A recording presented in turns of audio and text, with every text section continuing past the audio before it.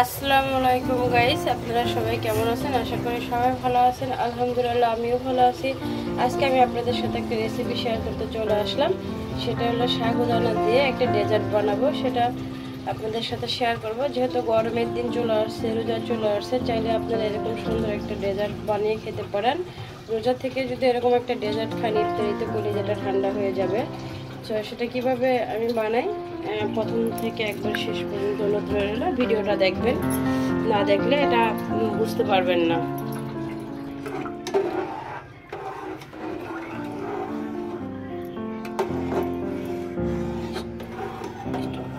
এখানে আমি একটু কালার হওয়ার জন্য দিয়ে দেবো একটু ফুড কালার। এটা অপশনাল, চাইলে আপনারা দিতে পারেন, না চাইলে অ্যাভয়েড করতে পারেন। দিলে ভালো লাগবে।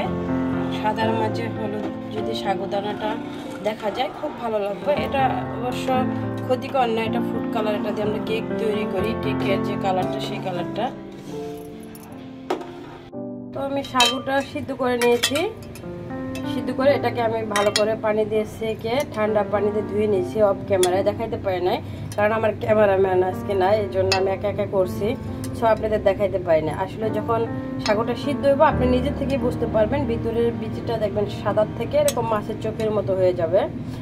আর আরেকটা কথা বলি আমি আপনাদের, বাজারে কিন্তু দুই ধরনের সাগু পাওয়া যায়। একটা দেখবেন 2 নম্বর সাগু, যেটা ওটা কিন্তু গলে যাবে। আর এই 1 নম্বর সাগুটা চেনার একটাই উপায়, ওটা আপনি দাঁতের নিচে কামড় দিবেন বা কোনো ভালো মুদির দোকানে, যেটা আপনাদের বিশ্বস্ত দোকান, সেখান থেকে যায় আনবেন। তো এখন দেখেন আমার এই সাগুটা কিন্তু একটা গলে যায়নি, আর মাছের চোখের মতো জাস্ট দেখা যাইতেছে।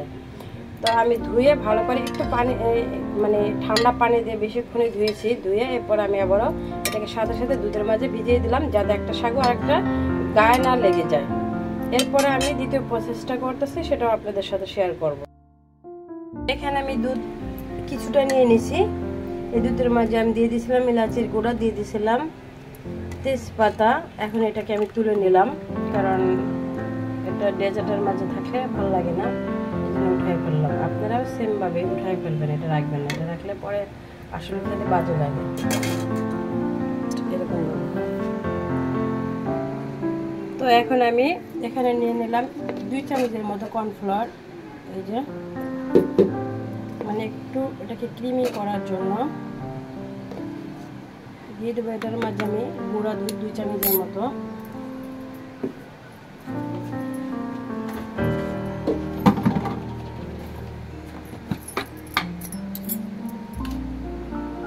এখানে দিয়ে দিলাম আমি গুঁড়া দুধ 2 চামচের মতো।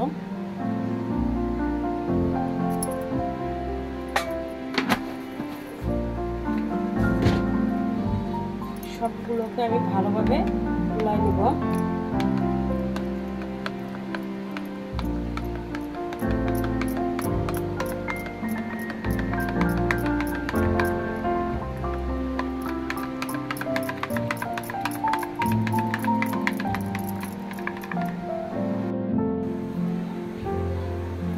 এখন আমি দিয়ে দিব যে কর্নফ্লাওয়ার আর গুঁড়া দুধটা গুলাই নিলাম, সেটা এই দুধের মাঝে দিয়ে দিব।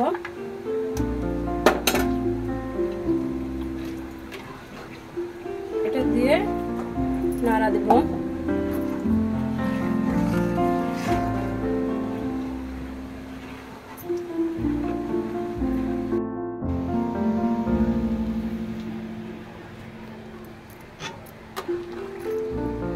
তো আমি যে সাগুটা ভিজিয়ে রাখছি, এটা আমি এখন দিয়ে দেবো এটার মাঝে।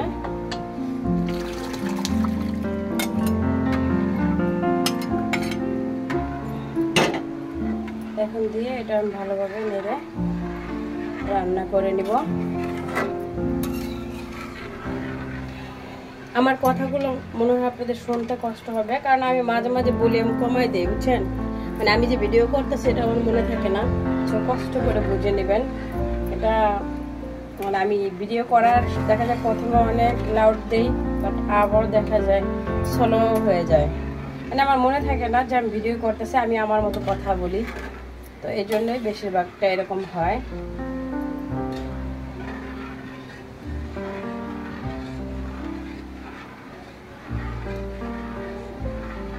এই ডেজার্টটা কিন্তু আপনারা বাসায় একবার হলো বানিয়ে খাবেন, কারণ এই ডেজার্টটা কিন্তু আসলে অসম্ভব মজা লাগে। আর তার চেয়ে বড় কথা এই সাগুটা খাওয়া আমাদের শরীরের জন্য অনেক অনেক অনেক উপকার। যাদের ডায়াবেটিস আছে তারা প্রতিদিন একবার হলেও দুধ দিয়ে এই সাগুটা খেতে পারেন, কারণ এই সাগু খেলে সাগু কিন্তু ডায়াবেটিস নিয়ন্ত্রণ করে। আবার দ্বিতীয় কথা, যাদের হাড়ের ভিতরে ক্যালসিয়াম কমে যায়, ধরেন কোমরে বা পার গিরায় বা গ্রায় যাদের ক্যালসিয়াম কমে যায়, তারা যদি দৈনিক একবার সাগু খাইতে পারেন, ইনশাল্লাহ দেখবেন আপনাদের এই সমস্যাটা থাকবে না, এটা চলে যাবে। আবার যাদের মনে করেন পাইলসের সমস্যা থাকে অনেকের, তাদেরও এই সাগুটা কিন্তু খাওয়া অনেক দরকার, কারণ পাইলসের সমস্যাটা কিন্তু মানুষের বেশিরভাগই কষার থেকে হয়, আর এই সাগুটা খেলে কিন্তু কষার সমস্যা দূর হয়ে যায়। সাগুটা কিন্তু আসলে অসম্ভব রকমের উপকার করে আমাদের শরীরে, যেটা আমরা দাম দিয়ে থাকি না, দাম দেও না। দেখা যায় আমরা 1000 টাকা দা 1 কেজি ফল কিনে আইনা খাইবো, কিন্তু কখনো সাগু রান্না করে খাই না। সাগুটাকে ওইভাবে অনেকেই খায় না, কিন্তু সাগুটা কিন্তু আসলে অনেক উপকারী একটা জিনিস, যেটা আমি নিজে খেয়েও অনেক উপকার পাইছি।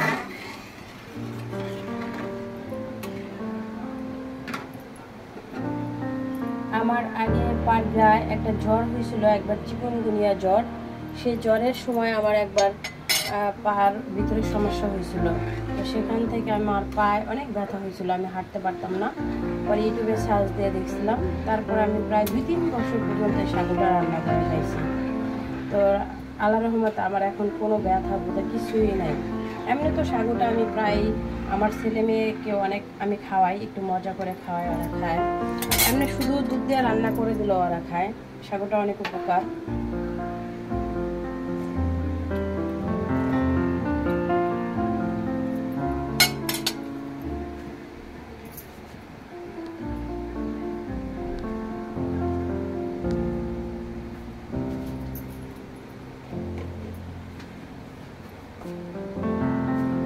টেস্টের জন্য আমি এখন এখানে দিয়ে দেব একটু লবণ,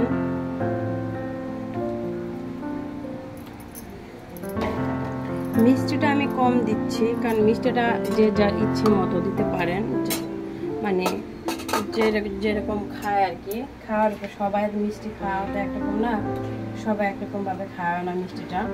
দেখা যায় অনেক আছে একটু বেশি পছন্দ করে, অনেক আছে একটু কম পছন্দ করে, ওরকম। তো আমার ডেজার্টটা রান্না করা হয়ে গেছে, দেখেন এটা ক্রিমিটা কিন্তু অনেকটাই ঘন হয়ে গেছে, বাট এখন এটা ঢেলে যদি আমি ফ্রিজে রেখে দিই আরো ঘন হয়ে যাবে। তো আমি আর রান্না করবো না, এটা এবার ঢেলে নিব। তো আমি সাগুর ডেজার্টটা বানাই নিতেছি, হয়ে গেছে আমার সাগুর ডেজার্টটা। দেখেন আমি কিন্তু সারা রাত ফ্রিজে রাখছিলাম, রাখার পরে এরকম হয়েছে এটা। এখন আমি একটু এটার মাঝে বাদাম দিব, বাদাম কুচি করে রাখছিলাম। অবশ্যই বাদাম দিয়ে খাবেন আপনারা, বাদাম দিলে এটা আসলে খেতে অনেক মজা লাগে। এরপরে দেব আমি আরেকটু উপর দিয়ে,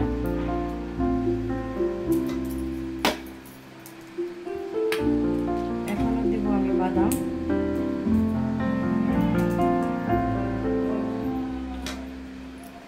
এটা কাঠবাদাম ছিল, তো এখানে আমি কিছু গোলাপের পাপড়ি দিয়ে দিলাম ডেকোরেশনের জন্য, ভালো লাগার জন্য।